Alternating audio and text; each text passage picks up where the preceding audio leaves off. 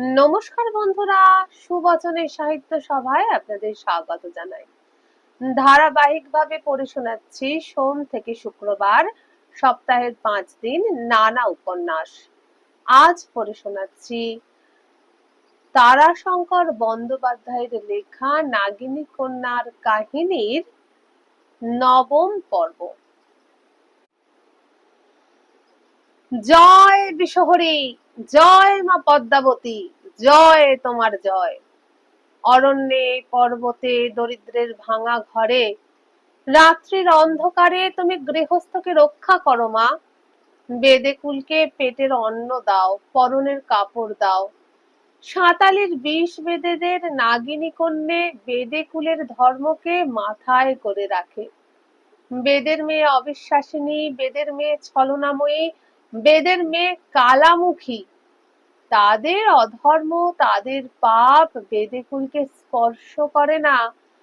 ওই নাগিনী কন্যার তরে, ওই কন্যার মহিমায়, ওই কন্যার পুণ্যে। কন্যার পুণ্য অনেক, মহিমা অনেক। ভাদু শত মুখ হয়ে উঠেছে।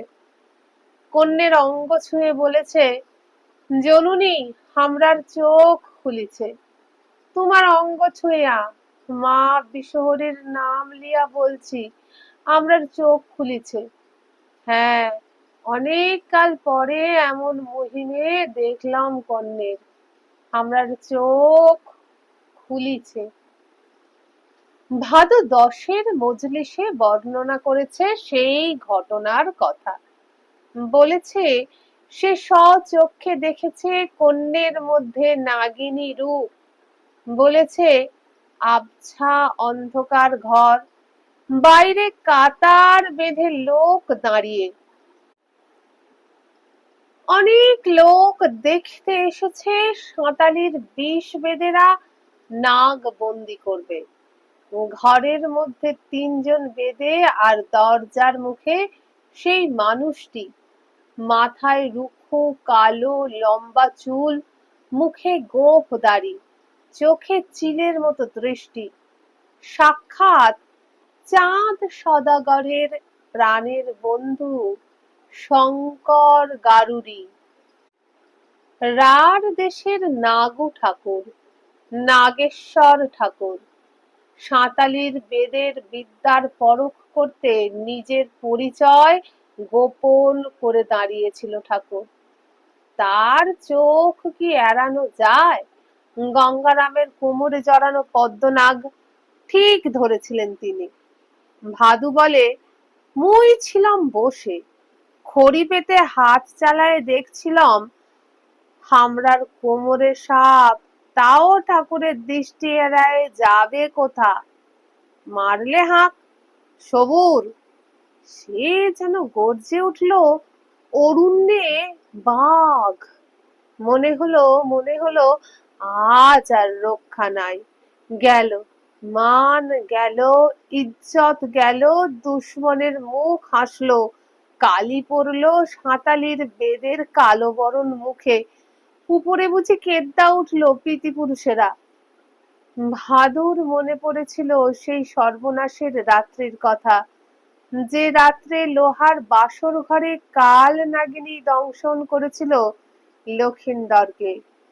সেদিন দেব ছলনায় কাল নাগিনী নিরপরাধ বেদেদের ছলনা করে তাদের মাথায় চাপিয়ে দিয়েছিল অপরাধের বোঝা। চাঁদবেনের অভিশাপে গিয়েছিল সাঁতালি পাহাড়ের আদিকালের বাস, গিয়েছিল জাত। সেদিন দয়া করেছিলেন বিশহরী। কিন্তু আজ, আজ যে অপরাধ, মহা অপরাধ হয়ে গিয়েছে। আজ কে রক্ষা করবে? সেদিন সব গিয়েছিল, কিন্তু বিষ বৈদ্যদের বিদ্যার মান যায় নাই। আজ যে তাও যায়। ভাদু বলেছে, বাঘের ডাকের উত্তরে গর্জন করে উঠল যেন নাগিনী। সেদিন জাগরণের দিনে হিজল বিলের মা বিশহরীর ঘাটের উপরে যেমন দেখেছিল বাঘের সামনে উদ্যত ফনা নাগিনীকে, যেমন শুনেছিল তাদের গর্জন, ঠিক তেমনই মনে হলো। পিংলার দিকে পলকহীন চোখে চেয়ে তাকিয়ে মনে হলো সাঁতালির বেদেকুলের কুলগৌরব বিপন্ন দেখে কন্যা বসনের সঙ্গে নরদেহের খোলসটা ফেলে দিয়ে স্বরূপে ফনা তুলে দাঁড়িয়েছে, ঠিক নাগ লোকের নাগিনীর মতো। চোখে তার আগুন দেখেছে সে, নিঃশ্বাসে তার ঝড়ের শব্দ শুনেছে সে, দেখেছে তার মধ্যে নাগিনী রূপ। জয় বিশ্বহরী! আগে বিশ্বহরীর জয়ধ্বনি দিয়ে তারপর কন্যার জয়ধ্বনিতে ভরিয়ে দিলে হিজলের কুল, সাঁতালির আকাশ।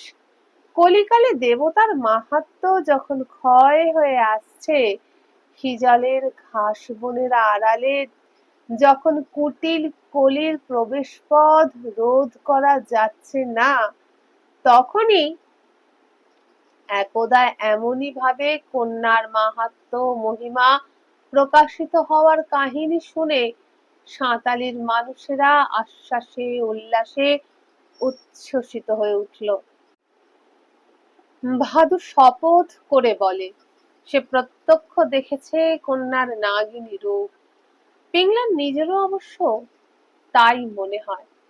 সেই ক্ষণটির স্মৃতি তার অস্পষ্ট। অনেক ভেবে তার মনে পড়ে চোখের দৃষ্টিতে আগুন ছুটেছিল, বুকের নিঃশ্বাসে বোধহয় বিষ ঝরেছিল। সে দুলেছিল নাগিনীর মতোই। ইচ্ছে হচ্ছিল ছোবল দেওয়ার মতোই ঝাঁপিয়ে পড়ে আক্রমণ করে নাগু ঠাকুরকে। তাও সে করত, নাগু ঠাকুর যদি আর এক পা এগিয়ে আসতো, তবে সে বিষ কাঁটা নিয়ে ঝাঁপিয়ে পড়তো তার উপর। মা বিশ্বহরীকে স্মরণ করে যখন সে নিজের কাপড়খানা খুলে ফেলে দিয়েছিল, তখন এতগুলো পুরুষকে পুরুষ বলে মনে হয় নাই তার, মনে হয়েছিল শত্রু। সত্যিই সেদিন তার নাগিনী রূপ প্রকাশ পেয়েছিল। ভাদু ভুল দেখে নাই, ঠিক দেখেছে, ঠিক দেখেছে সে। একদিন কাল নাগিনী সাতালি পাহাড়ের বিষ বৈদ্যদের মায়ায় আচ্ছন্ন করে বিশ্বহরীর মান রাখতে গিয়ে বৈদ্যদের অনিষ্ট করেছিল। তারা তাকে কন্যে বলে বুকে ধরেছিল। নাগিনী বিশ্বাসঘাতকতা করেছিল, বৈদ্যদের জাতির কুল বা সব গিয়েছিল। তারপর এতদিন পরে এত যুগ গেছে, নাগিনী বেদেদের ঘরে কন্যে হয়ে জন্ম নিয়েছে, বিশ্বহরীর পূজা করেছে, নিজের বিষে নিজে জ্বলেছে। কিন্তু অমন করে কখনো বেদে কুলের মান বিপন্ন হয়নি বলেই বুঝি স্বরূপে আত্মপ্রকাশ করে ঋণ শোধের সুযোগ পায়নি। এইবার পেয়েছে। জয় বিশ্বহরী! কন্যের উপর তুমি দয়া করো। হিজলের ঘাটে সকাল সন্ধ্যা পিংলা হাত জোর করে নত জানু হয়ে বসে মাকে প্রণাম করে। মধ্যে মধ্যে তার ভর হয়। মা বিশ্বহরী তার মাথায় ভর করেন। চোখ রাঙা হয়ে ওঠে, চুল এলিয়ে পড়ে, ঘন ঘন মাথা নাড়ে সে, বিড় বিড় করে বকে। ধূপ ধুনা নিয়ে ছুটে আসে সাঁতালির বেদে বেদিনীরা, হাত জোর করে চিৎকার করে, কি হলো মা, আদেশ করো, আদেশ করো মা, আদেশ করো। ভাদু মুখের সামনে বসে আদেশ শুনতে চেষ্টা করে। গঙ্গারাম স্থির দৃষ্টিতে চেয়ে বসে থাকে, চোখে তার প্রসন্ন বিমুগ্ধ দৃষ্টি।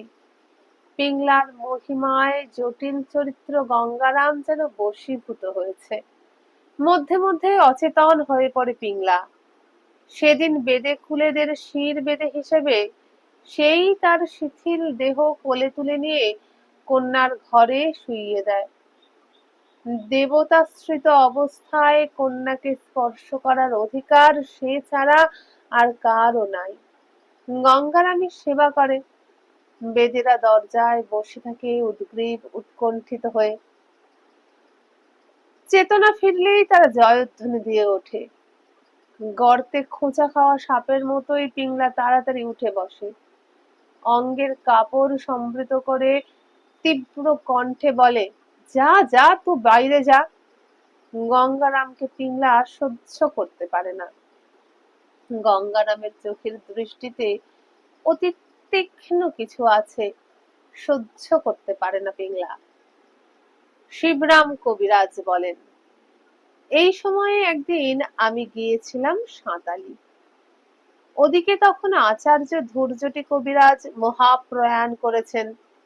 আমি তখন রাঢ়ীর এক বর্ধিষ্ণু গ্রামের আয়ুর্বেদ ভবন খুলে বসেছি, সঙ্গে টোলও আছে। বলতে বলতেই বলেন, কাহিনীর প্রারম্ভেই বলিনি এক বর্ধিষ্ণু জমিদার বাড়িতে ডাকাতির কথা। সাঁতালিতে যখন প্রথম গিয়েছিলাম গুরুর সঙ্গে, নাগিনী কন্যা সবলাকে দেখেছিলাম কাল নাগিনী নিয়ে খেলা করতে। সেই খেলায় নাগিনী আর ওই নাগিনী কন্যার শক্তির কৌশলের পরিচয় দিতে ডাকাতির উপমা দিয়েছিলেন তিনি। সেই গ্রামে তখন চিকিৎসা করি। গুরুই আমাকে ওখানে পরিচিতি করে দিয়েছিলেন।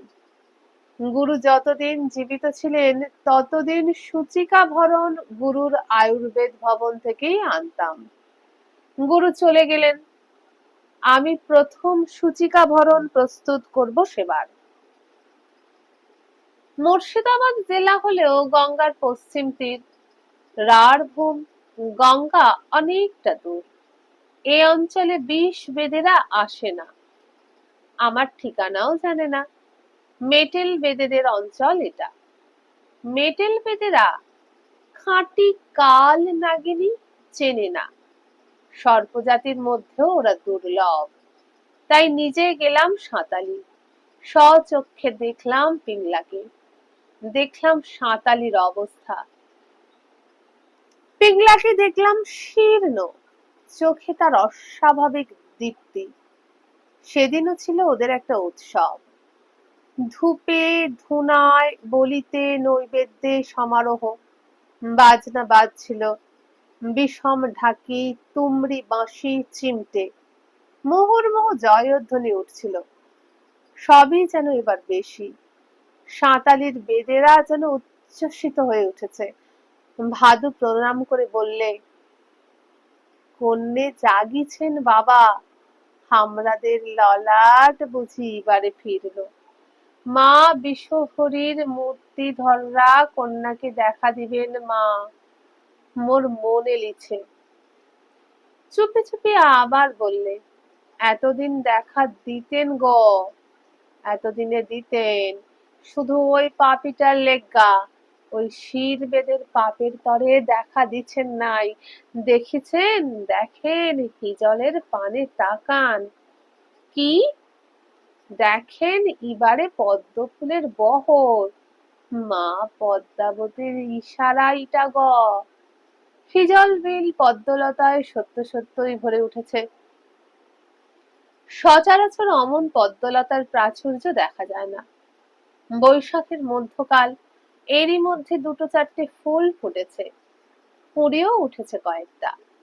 তা বাদে এদিকে দেখেন, দেখেন ওই বাঘ ছালটা। পদ্মনাগিনী এবারে বাঘ বধ করেছে জাগরণের দিনে। শিবরাম বলেন, সাঁতালি গ্রামের নিস্তেজ অরণ্য জীবন ওইটুকুকে আশ্রয় করে আবার সতেজ হয়ে উঠেছে। বিলের পদ্মফুলের প্রাচুর্যে, নাগ দংশনে বাঘডার জীবনান্ত হওয়া, এমনকি হিজলের ঘাস বনের সবুজ রঙের গাঢ়তায় তাদের অলৌকিকত্বে বিশ্বাসী আদিম আরণ্য মন উদ্গ্রীব হয়ে উঠেছে। ভাদুই এখানকার এখন বড় সর্পবিশারদ, তারই উৎসাহ সবচেয়ে বেশি। গভীর বিশ্বাসে, অসম্ভব প্রত্যাশায় লোকটার সত্যই পরিবর্তন হয়েছে। সে এখন অতি প্রাচীন কালের, অতি সরল, অতি ভয়ঙ্কর বর্বর সাঁতালির বেদের জীবন ফিরে পেয়েছে। নাকে নস্য নিয়ে শিবরাম বলেন, আচার্য ধূর্যটি কবিরাজ শুধু আয়ুর্বেদ শাস্ত্রেই পারঙ্গম ছিলেন না, সৃষ্টি তত্ত্ব, জীবন রহস্য সব ছিল তাঁর নখদর্পণে। লোকে বলতো যে ধূর্যটি সাক্ষাৎ ধূর্যটি। সে তারা শুধু শুধু বলতো না, কোষ্ঠী পাথরে যাচাই না করে হরিদ্রাবর্ণের ধাতু মাত্রকেই স্বর্ণ বলে মানুষ কখনো গ্রহণ করে না। মানুষের মন বড় সন্দিগ্ধ বাবা। তাছাড়া মানুষ হয়ে আর একজন মানুষকে দেব মাহাত্ম্যে ভূষিত করতেও তার অন্তর দগ্ধ হয়ে যায়। তিনি, আমার আচার্যদেব, আমাকে বলেছিলেন, শিবরাম, বেদেদের সম্বন্ধে তোমাকে সাবধান করি কেন জানো? আর আমার মমতাই বা অত গাঢ় কেন ওদের উপর? ওরা হলো ভূতকালের মানুষ। পৃথিবীতে সৃষ্টিকাল থেকে কত মন্বন্তর হলো, এক একটা আপদকাল এলো, পৃথিবীতে ধর্ম বিপন্ন হলো, মাৎসন্যায় ভরে গেল, আপদ ধর্মে বিপ্লব হয়ে গেল। এক মনুর কাল গেল, নতুন মনু এলেন, নতুন বিধান, নতুন ধর্মবর্তিকা হাতে নিয়ে। জ্ঞানে বিজ্ঞানে, আচারে ব্যবহারে, রীতিতে নীতিতে, পানে ভোজনে, বাক্যে ভঙ্গিতে, পরিচ্ছদে প্রসাধনে কত পরিবর্তন গেল। কিন্তু যারা নাকি আরণ্যক, তারা প্রতিবারই প্রতিটি বিপ্লবের সময়েই গভীরতর অরণ্যের মধ্যে গিয়ে তাদের আরণ্য প্রকৃতিকে বাঁচিয়ে রাখলে। সেই কারণেই এরা সেই ভূত কালের মানুষই থেকে গিয়েছে। মনু বলেন, শাস্ত্র পুরাণ বলে এদের জন্মগত, অর্থাৎ ধাতু এবং রক্তের প্রকৃতি স্বতন্ত্র, এবং সেইটাই এর কারণ।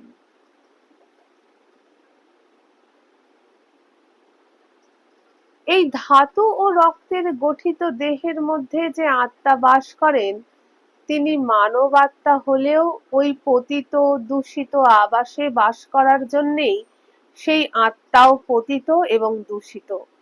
এই বিকৃতি ওদের স্বধর্ম। আবার এর মধ্যে পরমাশ্চর্য কি জানো? শাস্ত্রে পুরাণে এই ধর্ম পালন করেই ওরা চরম মুক্তি লাভ করেছে, এমন নজিরও আছে।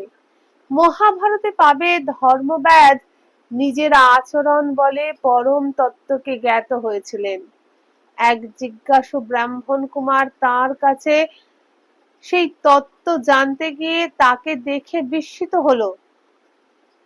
সেই আরণ্য মানুষের বর্বর জীবন, অন্ধকার ঘর, চারিদিকে মৃত পশু, মাংস, মেদ, মজ্জার গন্ধ, শুষ্ক চর্মের আসন, শয্যা, কৃষ্ণবর্ণ রূঢ় মুখমণ্ডল, রক্তবর্ণ গোলাকৃতি চোখ, মুখে মদ্য গন্ধ। ব্যাধ বুঝেছিল ব্রাহ্মণ কুমারের মনোভাব। সে তাকে সম্ভাষণ আহ্বান করে বসিয়েছিল, বলেছিল, এই আমার স্বধর্ম। এই স্বধর্ম পালন করেই আমি সত্যকে মস্তকে ধারণ করে পরম তত্ত্বে অবগত হয়েছি। আমি যদি স্বধর্মকে পরিত্যাগ করতাম, তবে তোমাদের পরিচ্ছন্নতা সদাচরণ অনুকরণ করে তাকে আয়ত্ত করতে গিয়ে সদাচরণের পরিচ্ছন্নতার শান্তিতে সুখেই আমি তৃপ্ত হয়ে তত্ত্ব আয়ত্তের সাধনায় ক্ষান্ত দিতাম। এই আচরণের মধ্যেই আমার জীবনের স্ফূর্তি, এর মধ্যেই আমাদের মুক্তি। আচার্য চিন্তাকুল নেত্রে আকাশের দিকে চেয়ে থাকতেন কিছুক্ষণ, যেন ওই অনন্ত আকাশ পটের নীলাভ অনুরঞ্জনের মধ্যে তার চিন্তার অভিধান অদৃশ্য অক্ষরে লিখিত আছে। তিনি তাই পাঠ করছেন। পাঠ করতে করতেই বলতেন, ওদের মধ্যে ভালো মানুষ অনেক আছে, কিন্তু সুচিতা ওদের ধর্ম নয়। ওদের দেহ আত্মা পীড়িত হয় না, আমাদের হয়। তাই সাবধান করি। আবার কিছুক্ষণ চুপ করে ওই অভিধান পাঠ করে নিজের অস্পষ্ট চিন্তার অন্বয় করে অর্থ জ্ঞাত হয়ে বলতেন, তবে আমার উপলব্ধির কথা আমি বলি শোনো। ধর্মব্যাধের কথা মিথ্যা নয়। এই বিশ্ব রহস্যের মধ্যে জীবনের ওই আচার আচরণই বলো আর আমাদের এই আচরণই বলো, দুইয়ের মধ্যে আসল জীবন মূল্যের পার্থক্য সত্যই নাই। জীবনের পক্ষে আচার আচরণের প্রাথমিক মূল্য আয়ু এবং স্বাস্থ্য, এই দুইয়ের পরিমাণ নির্ণেয়। তারপরের মূল্য বুদ্ধি এবং জ্ঞান বিকাশের আনুকূল্য। প্রথম মূল্য পর্যন্ত ওরা পর্যাপ্ত পরিমাণে পেয়েছে ওই ধর্মে, দ্বিতীয়টা পায়নি। অর্থাৎ কিনা আয়ু ও স্বাস্থ্য পেয়েছে কিন্তু জ্ঞান ও বুদ্ধি পায়নি। কিন্তু শাস্ত্র যে বলে ওদের ওই পতিত এবং দূষিত ধাতু ও শনিতে গঠিত দেহবাসী আত্মার পক্ষে এই দ্বিতীয়টা অনধিগম্য। এটাতে ওদের অধিকারও নেই এবং অনধিকার চর্চায় ওদের অনিষ্ট হবে। এইটি আমার জীবন বোধিতে আমি যতদূর বুঝেছি শিবরাম, তাতে এ ধারণা ভ্রান্ত, অসত্য। আমি আজীবন চিকিৎসা শাস্ত্র নিয়ে আলোচনা করলাম, বহু আচারের বহু ধর্মের মানুষের চিকিৎসা করলাম, বহু পরীক্ষায় বহু বিচার করে এই সিদ্ধান্তেই পৌঁছেছি যে ধাতু বা শোণিত রোগ দূষিত যদি না হয়, তবে ওদের জীবন ধর্ম থেকে আমাদের জীবন ধর্মে আসতে বাধা বিশেষ নেই। যেটুকু বাধা সে অতি নগণ্য। হেসে বলতেন, আমাদের বরং ওদের ধর্মে যেতে গেলে বাধা বেশি, খানিকটা মারাত্মকও বটে। ময়লা চিরখণ্ড কোমরে পড়তে লজ্জার বাধা যদি বা জয় করা যায়, তবে চর্মরোগের আক্রমণ হবে অসহনীয়। তার উপর খাদ্যের দিক, স্বাদের কথা বাদ দিলেও উদরাময়ের ভয় আছে, সেটা অসহনীয় থেকেও গুরুতর মারাত্মক হয়ে উঠতে পারে। শীতাতপের প্রভাব আছে, সেও সহনীয় করে তোলা আমাদের পক্ষে সহজ নয়। কিন্তু ওরা জামা কাপড় পরে গ্রীষ্মকালে কথঞ্চিত কাতরতা অনুভব করলেও শীতে বেশ আরামই অনুভব করবে। আসল কথা, ওরা আসেনি, আসতে চায়নি। যে কারণেই হোক, হয়তো আমাদের জটিল জীবন আচরণের প্রতি ওদের ভীতি আছে, সংস্কারের ভীতি, জটিলতার ভীতি, আমরা যে আচরণ করি তার ভীতি। আমরা কেউ আহ্বান করিনি, দূর থেকে দেখেছি, রেখেছি ঘৃণা করে। ওদের নারী, ওদের দেহ লক্ষণ বিচার করে কোনো পার্থক্য তো পাইনি। ধাতু এবং শোণিত যদি বিশ্লেষণ পরীক্ষার উপায় জানতাম, তবে এটা আমি সব প্রমাণ করতাম। বলে আবার আকাশের দিকে চেয়ে থাকতেন। ভাদুকে দেখে গুরুর কথাই সেদিন মনে পড়েছিল। ভূতকালের মানুষ, ভূতকালের মানসিক পরিবেশের পুনরুজ্জীবনে নতুন বল পেয়েছে, অভিনব স্ফূর্তি পেয়েছে। কৃষ্ণপক্ষের রাত্রি যেন অমাবস্যার নাগাল পেয়েছে। গোটা গ্রামখানির মানুষের জীবনে এ স্ফূর্তি এসেছে। বেশভূষায়, আচারে, অনুষ্ঠানে তার পরিচয় সাঁতালিতে প্রবেশ করা মাত্রই শিবরামের চোখে পড়ল। ভাদুর চকচকে কালো বিশাল দেহখানি ধূসর হয়ে উঠেছে। এই কালে ওরা তেল ব্যবহার করত, ভাদু তেল মাখা ছেড়েছে।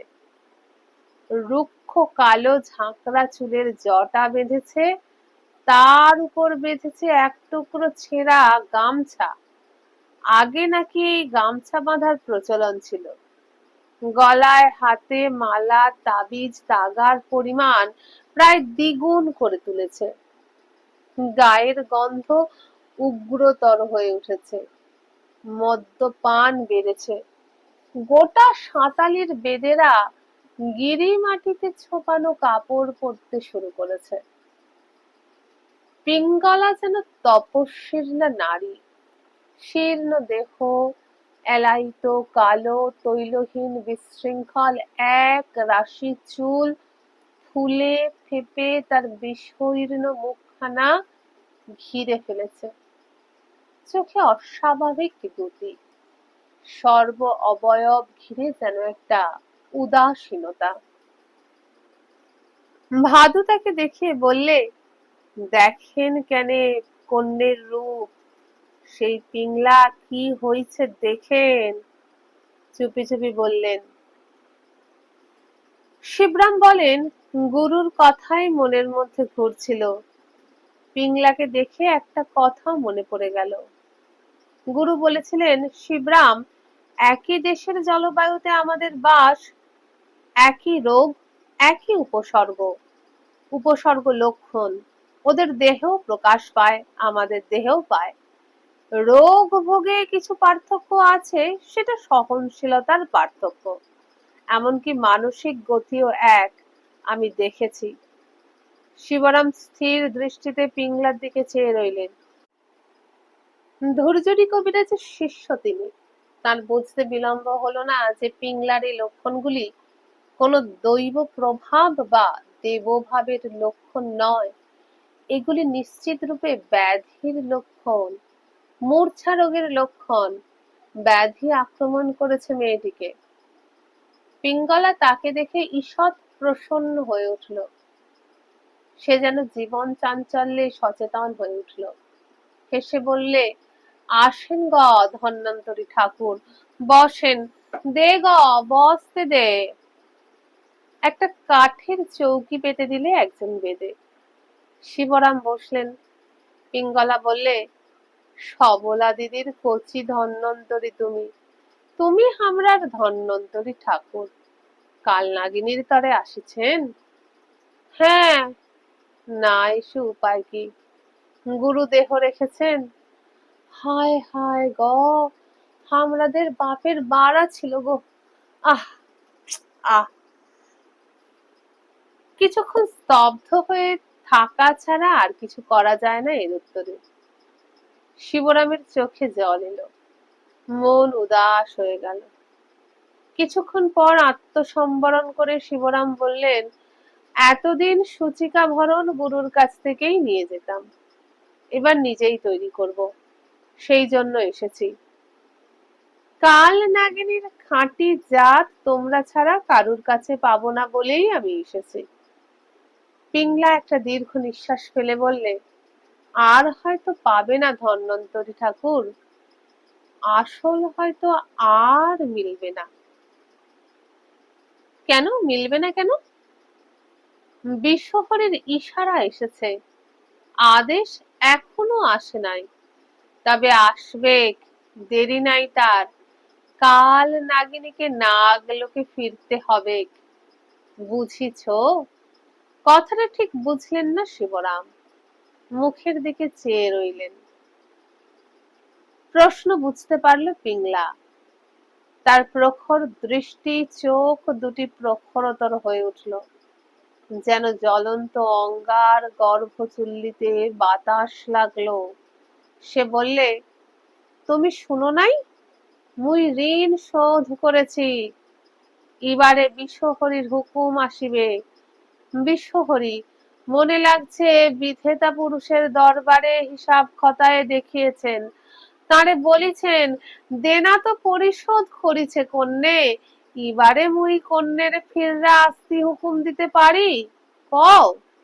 বিধাতার মত না নিয়ে তো তিনি হুকুম দিবেন না। শিবরাম বলেন, দেখি তোর হাতটা দেখি। হাত? কি দেখিবে? আমি হাত দেখে গুনে বলতে পারি যে। পারো? দেখো, দেখো তবে। প্রসারিত করে ধরল তার করতল। হাতের রেখা পরীক্ষা করে দেখবার ছলে তিনি তার মণিবন্ধ নিজের হাতের মধ্যে নিয়ে তার নাড়ি পরীক্ষা করতে শুরু করলেন। গভীর অভিনিবেশের সঙ্গে সঙ্গে তিনি স্পন্দনের গতি এবং প্রকৃতি নির্ণয় করার চেষ্টা করলেন। কি দেখিছ গো ধন্বন্তরী ঠাকুর, এবারে মুক্তি মিলিবে? উত্তর দিলেন না। সে অবকাশই ছিল না তার। নারীর গতি প্রকৃতি এবং অবস্থা বিচিত্র, উপবাসে দুর্বল, কিন্তু বায়ুর প্রকোপে চলছে যেন বল্গা ছেঁড়া উদ্দাম গতি উদ্ভ্রান্ত ঘোড়ার মতো। মুখের দিকে চাইলেন, চোখের প্রখর শুভ্রচ্ছদ আচ্ছন্ন করে অতি সূক্ষ্ম শিরাজালগুলি রক্তাভ হয়ে ফুটে উঠেছে। মূর্ছা রোগের অধিষ্ঠান তিনি অনুভব করতে লাগলেন। হতভাগিনী পিংলা। একটা দীর্ঘশ্বাস ফেললেন তিনি। ধন্বন্তরী, কি দেখিলে কও? ব্যগ্র হয়ে সে তাকিয়ে রইল শিবরামের মুখের দিকে।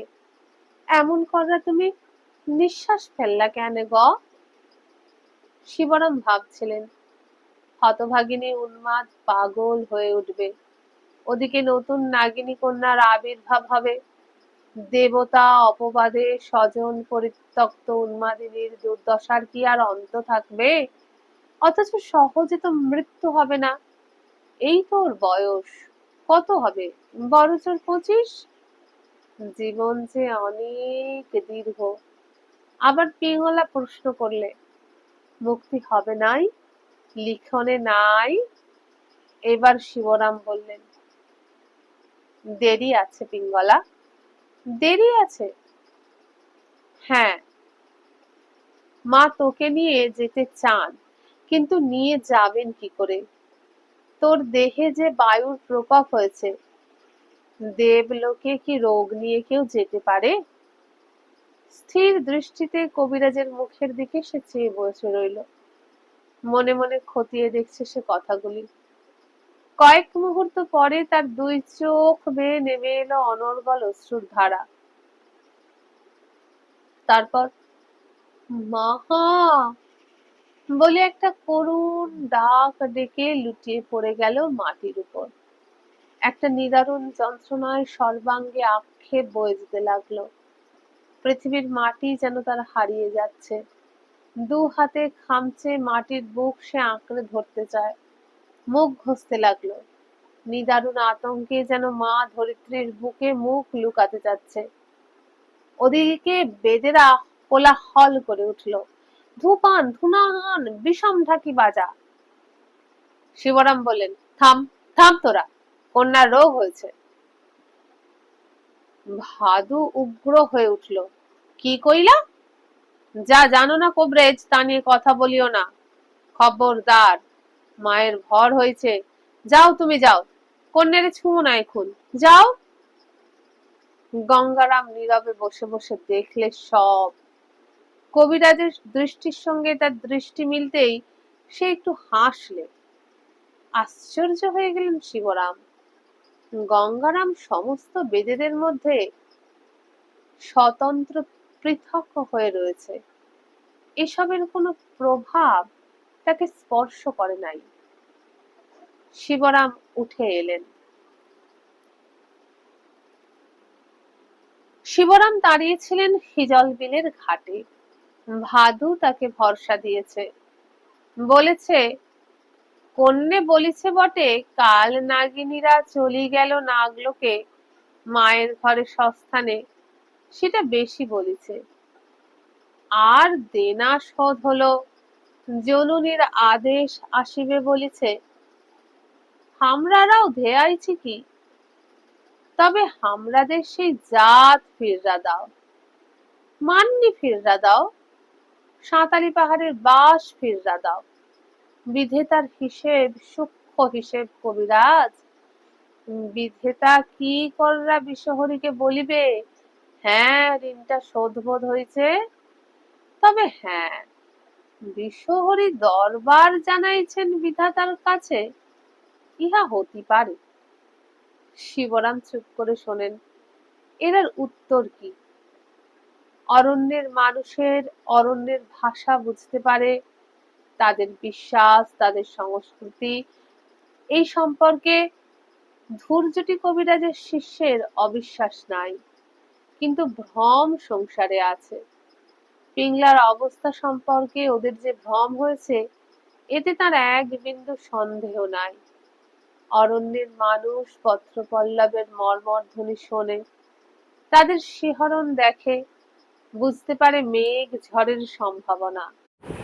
আবার পত্রের আড়াল থেকে মানুষে কথা বললে দৈববাণী বলে ভ্রম করে সে কথাকে।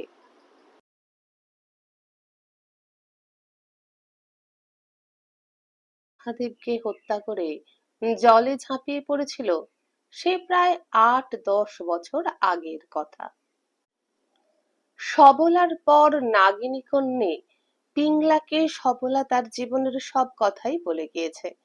সঙ্গে সঙ্গে তার ধন্বন্তরী ভাইয়ের কথাও বলে গিয়েছে।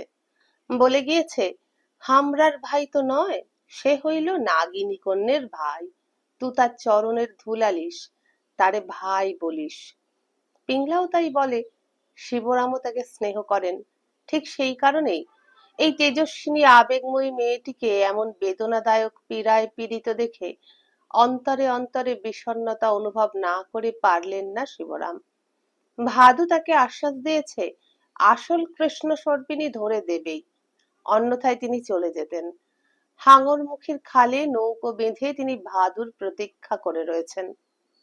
জ্যৈষ্ঠের প্রথম অপরাহ্ন বেলা হিজল বিলের কালো জল ধীরে ধীরে যেন একটা রহস্যে ঘনায়িত হয়ে উঠেছে। কালো জল ক্রমশ ঘন কৃষ্ণ হয়ে আসছে। পশ্চিম দিগন্তে সূর্য একখানা কালো মেঘে ঢাকা পড়েছে। পশ্চিম দিক থেকে ছায়া ছুটে চলেছে পূর্ব দিকে, হিজল বিল ঢেকে। ঘাস বনের কোমল সবুজে গাঢ়তা মাখিয়ে দিয়ে গঙ্গার বালুচরের বালুরাশির জ্বালা জুড়িয়ে গঙ্গার শান্ত জলধারায় অবগাহন করে ওপারের শস্যক্ষেত্র, গ্রাম, বন, শোভার মাথা পার হয়ে চলে গেল। শিবরামের কল্পনা নেত্রের দৃষ্টিতে সে ছায়া বিস্তীর্ণ প্রসারিত হয়ে চলেছে বহু দূর দূরান্তরে, দেশ থেকে দেশান্তরে। ছায়া নেমেছে কিন্তু শীতলতা আসে নাই এখনো। রৌদ্রের জ্বালাটা মুছে গিয়েছে কিন্তু উত্তাপ গাঢ় হয়ে উঠেছে। মাটির নিচে গরম এইবার অসহ্য হয়ে উঠবে।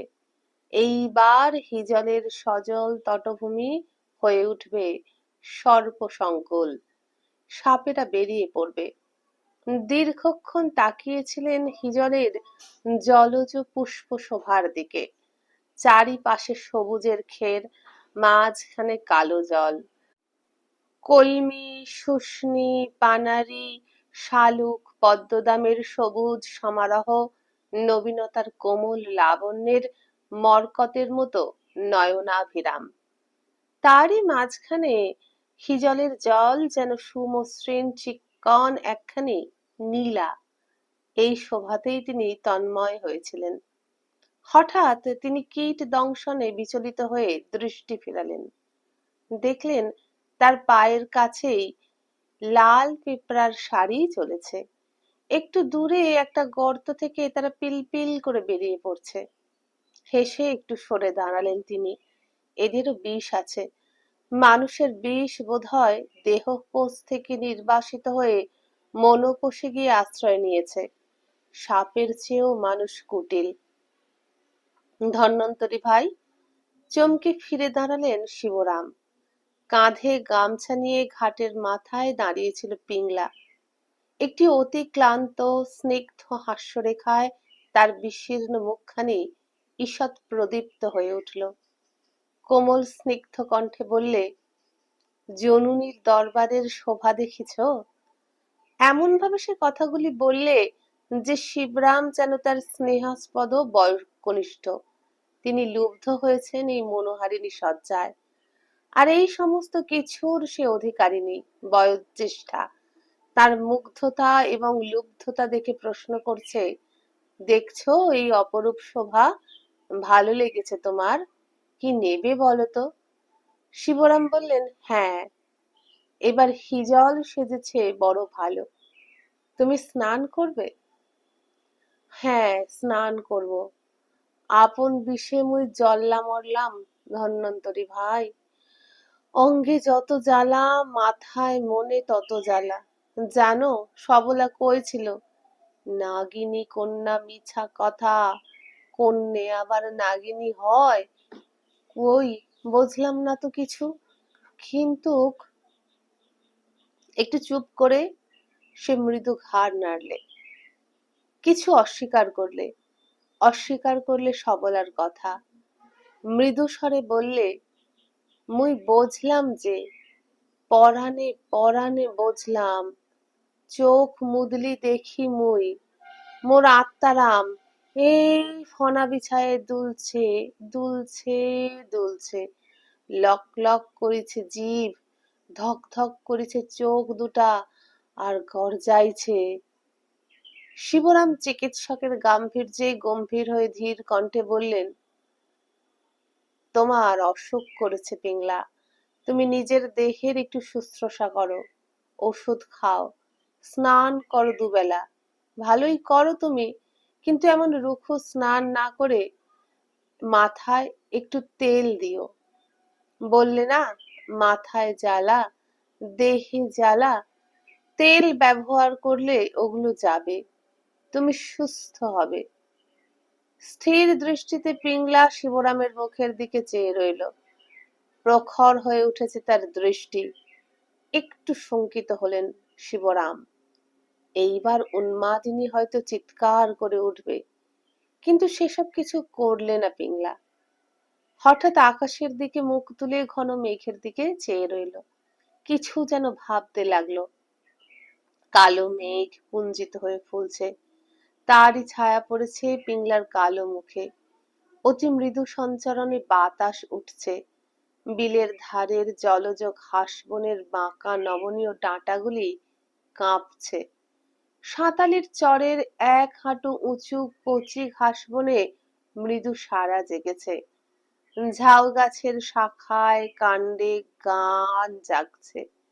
হিজলের কালো জালে স্পন্দন ধরেছে। পিংলার তৈলহীন রুক্ষ ফাঁপা চুল দুলছে, উড়ছে। পিংলা এক দৃষ্টে মেঘের দিকে চেয়ে ভাবছে, খতিয়ে দেখছে ধন্বন্তরী ভাইয়ের কথা। অন্য কেউ এ কথা বললে সে অপমান বোধ করত, তীব্র প্রতিবাদ করে নাগিনীর মতোই ফুঁসে উঠত। কিন্তু ধন্বন্তরী ভাই তো সাধারণ মানুষ নয়, সে যে হাতের নাড়ি ধরে রোগের সন্ধান করতে পারে। দেহের মধ্যে কোথায় কোন রোগের নাগ কি নাগিনী এসে বাসা বাঁধলে নাড়ি ধরে তিনি তাদের হাত চালিয়ে ঘরের সাপ সন্ধানের মতোই সন্ধান করতে পারেন। কিন্তু সে ঘাড় নাড়লে, তা তো নয়। শিবরামের ইচ্ছে হলো তিনি বলেন, তুই শেষ পর্যন্ত উন্মাদ পাগল হয়ে যাবি পিংলা, ওর চেয়ে শোচনীয় পরিমাণ না মানুষের আর হয় না। তোদের বিশ্বাস মিথ্যে বলছি না আমি, তবে দেবতাই হোক আর যক্ষ রক্ষ নাগ কিন্নরই হোক, মানুষ হয়ে জন্মালে মানুষ ছাড়া আর কিছু নয়। নাগিনী যদি হোস তুই, তবু তুই মানুষ, মানুষের দেহ তোর, তোর দাঁতে বিষ নাই, থাকে তো বুকে আছে। ওসব তুই ভুলে যা, ওই ভাবনাতেই তুই পাগল হয়ে যাবি। কিন্তু বলতে ভরসা পেলেন না। পিংলা তখনও ঘাড় নাড়ছিল। ঘাড় নেড়েই বললে, না ধন্বন্তরী ভাই, তা নয়, তোমার ভুল হয়েছে গ। হামরার ভিতরের নাগিনীটা জাগিছে, বিষ ঢালছে, আর সেই বিষ আবার গিলছে।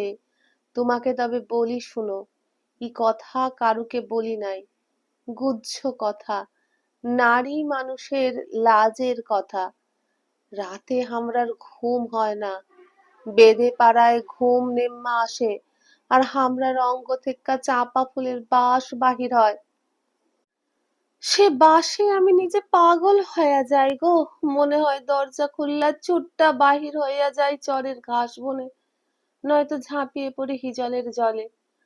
আর পরাণ দিয়া ডাকি, কালো কানাইয়ে। কালো কানাই না আসে তো আসুক হামরার নাগ নাগর, হেলে দুলে কণা না চায়। কণ্ঠস্বর মৃদু হয়ে এলো পিংলার, চোখ দুটি নিষ্পলক হয়ে উঠল, তাতে ফুটে উঠল শঙ্কাপূর্ণ স্বপ্ন দেখার আতঙ্কিত দৃষ্টি। বললে, আসে, আসে সে ধন্বন্তরী ভাই, আসে, নাগ আসে তোমার কাছে আমরার পরাণের গোপন কথা কইতে। যখন মুখ খুলেছি তখন কিচ্ছু লুকাবো না। বলি, শুনো,